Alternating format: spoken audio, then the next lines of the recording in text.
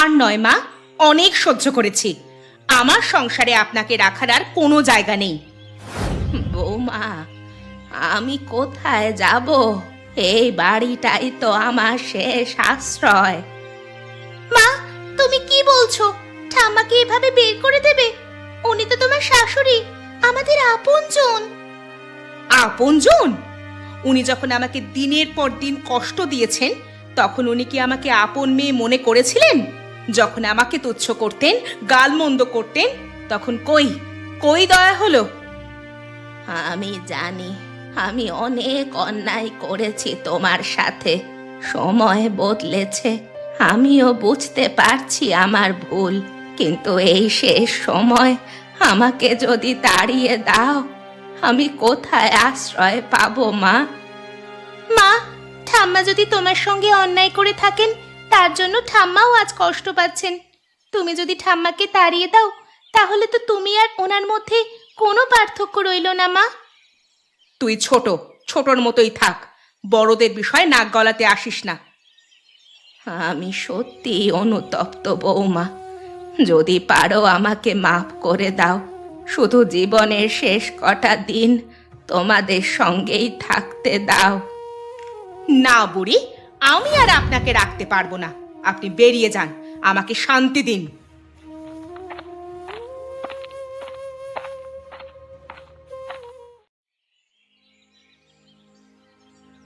ওহো পলাশ, আবারও ঠেলা গাড়ি নিয়ে হাজির। হ্যাঁ, কাজ কর, গ্রামের মোড়ে একটা ঢোল রেখে দে, তোর জন্য ভিক্ষা তুলবো। খগেনদা, আমি তো কারোর কাছে হাত পাচ্ছি না, পরিশ্রম করে খাচ্ছি। এতে তোমার সমস্যাটা কোথায়? ওরে সমস্যা? আরে এটা কি কোনো কাজ হলো? হ্যাঁ, কুলপি বেচে কেউ ঘর চালায়? আরে লোকে তোকে নিয়ে হাসে জানিস। হাসলে হাসুক, আমি সৎ পথে রোজগার করি, খারাপ কাজ তো করছি না। তুই বুঝবি না রে। আরে লোকে ব্যবসা করে বড় লোক হয়, আর তুই সারাদিন রোদে পুড়ে ঠেলা ঠেলিস। বড়লোক হওয়ার চেয়ে সৎভাবে বেঁচে থাকাটা আমার কাছে বেশি দামি। খগেনদা, তুমি আমাকে নিয়ে হাসি ঠাট্টা করো, কিন্তু আমি তো কারোর ক্ষতি করিনি। তুমি বরং ভালো কিছু করো, অন্যের খুঁত ধরা বাদ দাও। আমার কি আর ভালো মন্দ বোঝবার ক্ষমতা নেই? তুই উপদেশ দিবি তারপর হবে? উপদেশ নয়, শুধু বলছি সম্মানের সঙ্গে বাঁচতে চাইলে পরিশ্রম করতেই হবে। আমি নিজের কাজ নিয়ে গর্বিত, তোমার মতামত আমার দরকার নেই। তুমি বুড়িমা এত রাতে এখানে কি করছো? আমি আমি আশ্রয় চাই বাবা।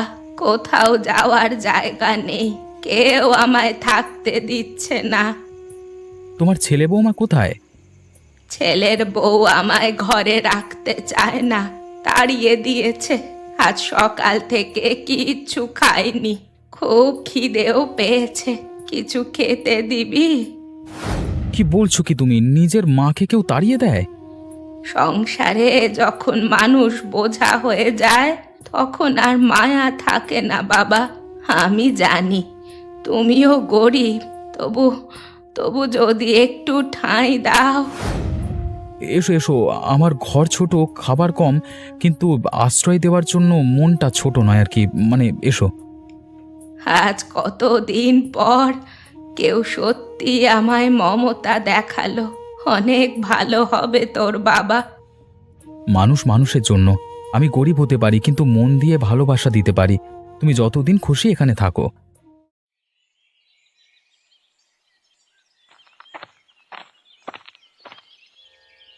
আরে তুমি এভাবে হাঁপাতে হাঁপাতে এলে কেন?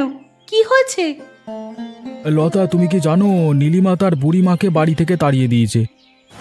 কি বললে? বুড়িমাকে তাড়িয়ে দিয়েছে? হ্যাঁ, নিজের শাশুড়িকে দরজার বাইরে ঠেলে দিয়েছে, বলেছে আর ঘরে রাখা যাবে না তাকে। হায় রে কপাল, এই দিন দেখতে হলো বুড়িমাকে। একটা বুড়ো মানুষ, যার জীবন সায়ান্নে এসে পৌঁছেছে, তাকে তাড়িয়ে দিল। সমাজটা কোথায় যাচ্ছে? মা বাবার প্রতি ভালোবাসা কি ফুরিয়ে যাচ্ছে? বুড়ি মাকে কেউ থাকতে দিচ্ছে না, রাস্তায় পথে পথে ঘুরছিল জানো। গোপাল, বুড়ি কি কম কষ্ট করেছে এই সংসারের জন্য? সারা জীবন দিয়ে তিলে তিলে সংসার গুছিয়ে তুলেছে। নীলিমা কেমন করে পারলো এমন করতে? আরে লোভ, রাগ, প্রতিশোধ, কে জানে, কিন্তু এতটুকু মায়া হলো না। হ্যাঁ, এখন এখন কোথায় আছে বুড়ি? কি খাচ্ছে, কোথায় আছে? শুনেছি কেউ তাকে ঠাঁই দিতে চায়নি, শেষে গিয়েছিল পলাশের কাছে। পলাশ, সেই গরিব ছেলে, সে কি আশ্রয় দিয়েছে? হ্যাঁ লতা, সে বলেছে আমার ঘর ছোট, খাবার কম, কিন্তু আশ্রয় দেওয়ার মন ছোট নয়। ধন্য সে ছেলে। সমাজ যেখানে পিঠ ফেরায়, সেখানে এক গরিব ছেলেই সত্যিকারের মানুষ হয়ে দাঁড়ালো। হ্যাঁ সত্যি, যারা বেশি টাকা কামায় তারা বেশি নিষ্ঠুর হয়ে যায়, আর যারা কম পায় তারাই বেশি দেয়। আমি যাব পলাশের কাছে, বুড়িকে দেখতে হবে, মা বলে ডাকি আমি, বুঝতে দিতে হবে যে সে একা নয়। গোপালদা, লতা বৌদি, এই এখন এখানে? আমরা খবর পেয়েছি তুই বুড়িমাকে আশ্রয় দিয়েছিস। তোর বড় মন দেখে আমরা সত্যি খুব খুশি হয়েছি রে। আরে বড় মন কিসের দাদা, আমি তো শুধু আমার সাধ্য অনুযায়ী একটু সাহায্য করেছি। মা, তুমি তুমি ভালো আছো তো? খাবার খেয়েছো? কপালে যা ছিল তাই হলো মা, কিন্তু পলাশের মতো ছেলে যে দয়ার হাত বাড়িয়েছে, তাই বুঝি বিধাতা আমায় একেবারে ফেলে দেননি। পলাশ, তুই বড় মনের মানুষ, কিন্তু তোকে একা লড়তে হবে না, আমরা আছি তোর সঙ্গে। হ্যাঁ পলাশ, বুড়িকে শুধু আশ্রয় দিলেই হবে না, ওনার ভালোভাবে থাকা খাওয়ার ব্যবস্থা করতে হবে। আমি চেষ্টা করব, কিন্তু আমার সামান্য রোজগার। ভাবিস না, আমরা সাহায্য করব। আমি প্রতিদিন একটু করে রান্না করে দেব বুড়িমার জন্য, ওনার খাবারের কোনো কষ্ট হবে না। আর কোনো বিপদ আপদ হলে জানবি যে আমি তোর পাশে আছি। দাদা বৌদি, তোমরা এতটা করবে ভাবিনি।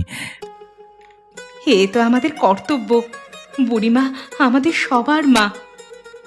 আমার আপনজন বলে যদি কেউ থেকে থাকে তো তোমরাই আছো।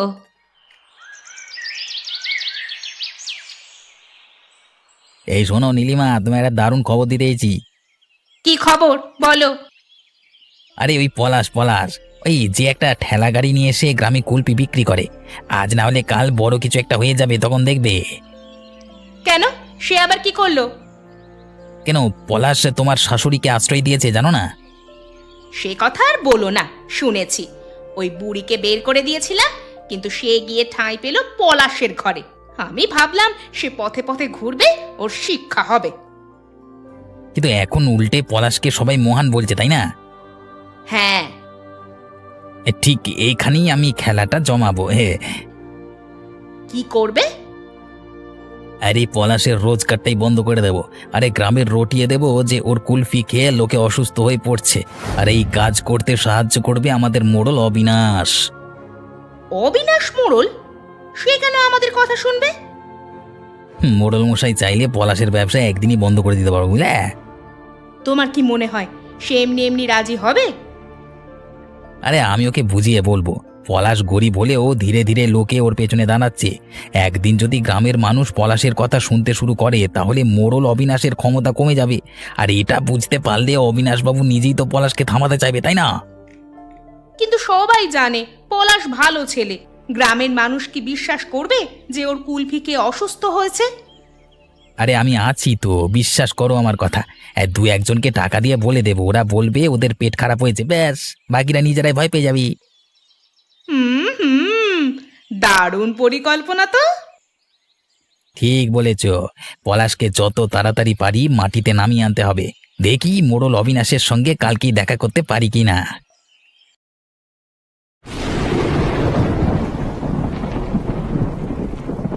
কি ব্যাপার খগেন, এই সময় এখানে কেন? আর নীলিমা, তুমি এখানে? মোড়ল বাবু, সর্বনাশ হয়ে গেছে, পুরো গ্রাম বিপদের মুখে। কি হয়েছে বলো তো? পলাশ, সেই গরিব ছেলে যে রাস্তার মোড়ে কুলফি বেচে খায়, সে তো গ্রামবাসীর সর্বনাশ করে দিচ্ছে। কেমন সর্বনাশ? কুলফি বেচলে সর্বনাশ হয় নাকি? আরে মোড়ল বাবু, আপনি তো গ্রামের অভিভাবক, আপনি জানেন না গ্রামের মানুষ পলাশের কুলপি খেয়ে পেট খারাপ করছে। পেট খারাপ কার হয়েছে?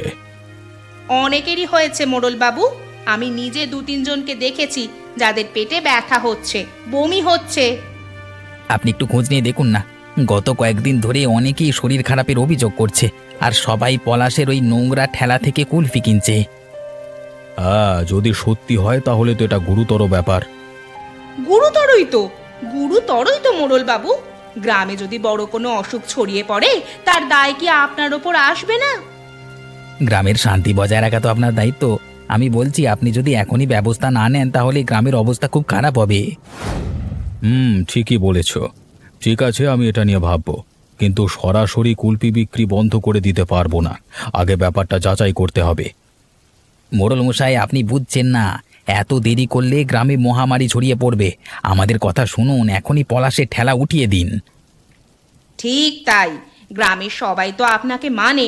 আপনি যদি বলেন পলাশ আর কুলফি বেচতে পারবে না, তাহলে কেউ প্রশ্ন করবে না।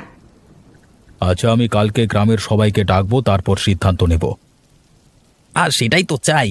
আপনার মতো বিচক্ষণ মোড়ল থাকলে আমাদের গ্রামে শান্তি ঠিক চলে আসবে আবার। ঠিক আছে, এখন তোমরা যাও, আমি ব্যবস্থা নিচ্ছি।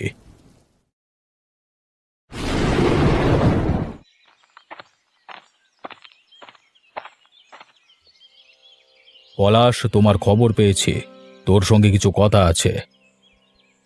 বলুন না বাবু, কি হয়েছে? গ্রামের মানুষ নাকি তোর কুলফি খেয়ে পেটের অসুখে ভুগছে, এটা কি তুই জানিস? কি বলছেন? কি কে এমন কথা বলেছে? আমার কুলফি একদম পরিষ্কার, আমি নিজে সব দেখে বানাই। তোর দেখার দরকার নেই, রোগীরাই তার প্রমাণ। আমি বিশ্বাস করি না। কেউ যদি সত্যি অসুস্থ হয়ে থাকে তবে প্রমাণ আনুন। শোন পলাশ, অনেকেই অভিযোগ করেছে, তাই তোর কুলফি বিক্রি আপাতত বন্ধ রাখতে হবে। মোড়ল মশাই, অভিযোগ তো যে কেউ করতে পারে। আমি গরিব মানুষ, এই ব্যবসা করি, বেঁচে থাকি। সত্যিকারের প্রমাণ ছাড়া আপনি আমাকে থামিয়ে দিতে পারেন না। আরে মোড়ল মশাই আপনাকে ভুল বোঝাতে চাইছে। হ্যাঁ, এই ছেলে কত বড় বিয়াদব দেখেছেন। কোনো অন্যায় আমি করিনি, তাই ভয়ও পাই না। তোর দোষের প্রমাণ দরকার। মোড়লবাবু, দেরি করলে পুরো গ্রাম কিন্তু যেটা বলেছিলাম। মোড়ল মশাই, আমি চাই আপনি সত্যটা জানুন। যদি কেউ সত্যি আমার খাবারে অসুস্থ হয় তবে আমি নিজেই ব্যবসা বন্ধ করব, কিন্তু মিথ্যে অভিযোগে আমি হার মানব না। আচ্ছা ঠিক আছে, আমি নিজে এই ব্যাপারটা খতিয়ে দেখব। তার আগে পর্যন্ত তোর ব্যবসা বন্ধ। কেউ অন্যায়ভাবে কারো রুটি রুজি কেড়ে নিতে পারবে না। সত্য বের করব, তারপর সিদ্ধান্ত হবে। ধন্যবাদ মোড়ল মশাই, ধন্যবাদ। ঠিক ঠিক বলেছেন। কি হয়েছে পলাশ, তোর মুখ এত শুকনো কেন? হ্যাঁ রে, এত চুপচাপ কেন? তোর কুলফির ব্যবসা তো ভালোই চলছে, তাই না? দাদা বৌদি, আমি আর কুলপি বিক্রি করতে পারবো না। কি বলছিস কি তুই? কেন, কি হয়েছে? মোড়ল অবিনাশবাবু আজকে আমাকে ডেকে বললেন আমার কুলফি খেয়ে নাকি গ্রামে অনেকের পেট খারাপ হচ্ছে। এসব কে বলল? কে আর বলবে? খগেন আর নীলিমা। ওরা এত নিচে নামতে পারলো? তুই এত কষ্ট করে পরিশ্রম করছিস আর ওরা মিথ্যা অপবাদ দিয়ে তোর রুজির পথ বন্ধ করে দিতে চাইছে। এটা মিথ্যে, তাই না? একদমই মিথ্যে দাদা। আমি সব সময় পরিষ্কার পরিচ্ছন্নতা মেনে কুলফি বানাই। গ্রামের বাচ্চারা খেয়ে কত হাসে, কত খুশি হয়। আমি জানি আমার খাবারে কারোর ক্ষতি হবে না। তাহলে তুই হাল ছাড়ছিস কেন পলাশ? আমি জানি আমি নির্দোষ, কিন্তু তবু গ্রামের মোড়ল যখন বলেছেন যে তিনি বিষয়টা খতিয়ে দেখবেন, তখন আমার বিক্রি বন্ধ রাখতেই হবে। আমি চাই না কেউ অযথা ভয় পাক বা আমার নামে বদনাম ছড়াক। কিন্তু এতে তো ওদের জেতা হয়ে যাবে। আমি লড়তে রাজি আছি দাদা, কিন্তু সত্য প্রমাণ না হওয়া পর্যন্ত যদি আমি কুলফি বেচি তাহলে ওরা আমাকে বেশি ষড়যন্ত্রকারী ভাববে। ওরা সত্য লুকিয়ে রাখতে পারবে না পলাশ। শোন, তুই ব্যবসা বন্ধ করবি না, আমরা তোর পাশে আছি। তোমরা সত্যি থাকবে তো? আমরা সব সময় তোর পাশে আছি, ছিলাম আর থাকবো। হ্যাঁ, তুই আজ না হয় কাল কুলফি বিক্রি বন্ধ রাখলি, কিন্তু আমরা এটা নিয়ে লড়বো। তোমরা থাকলে আমি লড়াইটা ভালোভাবে লড়তে পারবো আর কি। কি ব্যাপার গোপাল, তোরা সকলে একসঙ্গে আমার কাছে এসেছিস কেন? মোড়লবাবু, আপনি একটা ভুল সিদ্ধান্ত নিতে চলেছেন। কি বলছো কি তুমি? পলাশের বিরুদ্ধে যে অভিযোগ উঠেছে সেটা সম্পূর্ণ মিথ্যে। মিথ্যে? কিন্তু খগেন আর নীলিমা তো বলল পলাশের কুলফি খেয়ে গ্রামবাসীদের পেট খারাপ হয়েছে। মোড়ল কাকু, আপনি কি একবারও পরীক্ষা করেছেন যে সত্যি কেউ অসুস্থ হয়েছে কিনা? না, তা তো করিনি, তবে অভিযোগ তো এসেছিল। আর সেই অভিযোগ সম্পূর্ণ বানানো। কিভাবে এত নিশ্চিত হয়ে বলছো? মোড়লবাবু, আপনি কি খেয়াল করেছেন নীলিমা কাকে তাড়িয়ে দিয়েছে? তার শাশুড়িকে, মানে বুড়িকে? আর জানেন মা ওকে কেন তাড়িয়েছে? কারণ ঠাম্মা পলাশ কাকার কাছে আশ্রয় নিয়েছে। কে? সত্যিটা বুঝতে পারছেন মোড়লবাবু? নীলিমা আর খগেন চায়নি যে পলাশ বুড়িকে নিজের কাছে রাখুক, তাই ওরা এমন একটা চক্রান্ত করেছে যাতে পলাশের জীবন দুর্বিষহ হয়ে ওঠে। এখন সবকিছু পরিষ্কার হচ্ছে। খগেন সব সময় পলাশের পেছনে লেগে থাকে, আবার ও এমন একটা চাল চাললো যাতে পলাশ নিজের পেট চালাতেই না পারে। ধূর্ত শয়তান, নিজের স্বার্থ সিদ্ধির জন্য গ্রামের একজন পরিশ্রমী ছেলেকে ফাঁসিয়ে দিল। মোড়ল কাকু, এখন তো আপনি সত্যিটা জানেন, দয়া করে পলাশ কাকাকে ন্যায় দিন। হ্যাঁ, অবশ্যই। পলাশের ওপর থেকে সব নিষেধাজ্ঞা তুলে নেওয়া হবে, আর খগেন আর নীলিমার এই ষড়যন্ত্রের বিচার করতে হবে। সেটাই তো আমরা চাই মোড়ল মশাই। মোড়ল বাবু, আপনার কাছে একটা অনুরোধ আছে। কে বুড়িমা, তুমি এখানে কেন এসেছো? আমি আর পারছি না মোড়ল বাবু, একটা গরিব ছেলের রুটি রুজির পথ বন্ধ হয়ে যাবে, এটা আমি মেনে নিতে পারছি না। তুমি পলাশের কথা বলছো, তাই না? হ্যাঁ হ্যাঁ মোড়ল বাবু, পলাশ আমায় আশ্রয় দিয়েছে, সম্মানের সঙ্গে থাকতে দিয়েছে, কিন্তু সেই ছেলের সৎ পথে উপার্জন বন্ধ করে দিতে চাইছে কিছু লোক। এটা কি ঠিক? আমি জানি অন্যায় হয়েছে, তবে আমি তো বলেছি পলাশের ওপর থেকে নিষেধাজ্ঞা তুলে নেব। শুধু নিষেধাজ্ঞা তুলে নিলেই হবে না মোড়ল বাবু, পলাশের সম্মানও ফিরিয়ে দিতে হবে। তুমি কি বলতে চাও? পলাশ যে দোষী নয় তা গ্রামের সবাইকে জানাতে হবে, ও যেন মাথা উঁচু করে নিজের ব্যবসা চালিয়ে যেতে পারে। তুমি ঠিক বলেছ বুড়িমা। আমি নিজে গ্রামের সবাইকে বলবো যে পলাশ নির্দোষ, আর কেউ যদি ওর কাজে বাধা দেয় তবে আমি কঠোর ব্যবস্থা নেব। মোড়ল বাবু, আপনি আজ ন্যায় করলেন, গরিবের আশীর্বাদ আপনার সঙ্গে থাকবে। ন্যায় তো করতেই হবে বুড়িমা, সত্য কখনো চাপা থাকে না। তোমরা সবাই এখানে এসেছো, আমি জানি তোমাদের মনে অনেক প্রশ্ন আছে। মোড়ল মশাই, আমরা শুধু প্রশ্ন নিয়ে আসিনি, সত্য নিয়ে এসেছি। পলাশের ওপর অন্যায় করা হয়েছে, আপনি সেটা বোঝেন তো? হ্যাঁ, আমি বুঝতে পেরেছি আমি একটা ভুল করেছিলাম। আপনি তো আমাকে ডেকে বলেছিলেন আমার কুলফি বিক্রি বন্ধ করতে। আপনি কি জানেন এই ব্যবসায় আমার একমাত্র উপার্জনের পথ? হ্যাঁ পলাশ, আমি এখন বুঝতে পারছি। আমি খগেন আর নীলিমার মিথ্যে কথায় বিশ্বাস করে তোমাকে অন্যায়ভাবে দোষী করেছিলাম। গরিবের মুখের গ্রাস কেড়ে নেওয়াটা কি ন্যায় সঙ্গত মোড়ল বাবু? না না, একদমই না। আমি স্বীকার করছি আমি ভুল করেছি। তাহলে এবার আপনি কি করবেন মোড়ল কাকু? আমি আজকে গ্রামের সবাইকে জানিয়ে দেব যে পলাশ নির্দোষ। খগেন আর নীলিমার মিথ্যে অভিযোগ সবাইকে জানানো হবে। তাহলে আপনি পলাশকে আবার কুলফি বিক্রি করতে দেবেন? শুধু দিতে বলবো না, আমি নিজে পলাশের প্রথম ক্রেতা হব। মোড়লবাবু, আপনি সত্যি মহান। তোমাকে কষ্ট দিয়েছি পলাশ, কিন্তু এখন থেকে আমি তোমার পাশে থাকব। এবার সত্যি অন্যায়ের বিরুদ্ধে জয় হলো। ঈশ্বর সব দেখেন মোড়ল বাবু, আপনি ন্যায় করেছেন, আপনার আশীর্বাদ থাকবে। খগেন, নীলিমা, তোমাদের কিছু বলবার আছে?